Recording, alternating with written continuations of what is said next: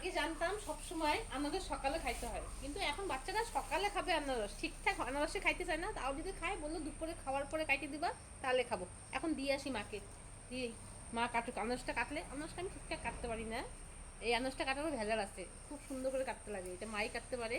মাকে দিয়ে আসি, মা কাটুক, কাটলে পরে সবাইকে আমি দিব। আমাদের ঘরে বৃষ্টিতে এত জল জমে, সারা মানে বৃষ্টি কমে গেলে জলটা নেমে যায় ঠিকই, কিন্তু খুব পিছলা, মানে সাবধানে হাঁটতে হয় খুব। মা, মা শুইছ? আনাজটা কাটতা, কাটো কাটো, সবাইকে দেই।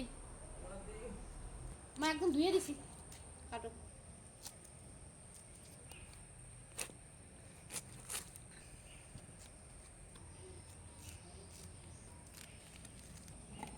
এখন মানে বাচ্চাদের দিব, আমরা খাবো।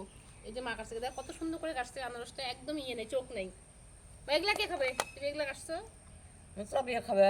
হ্যাঁ, এগুলা খাইতে পারবো না।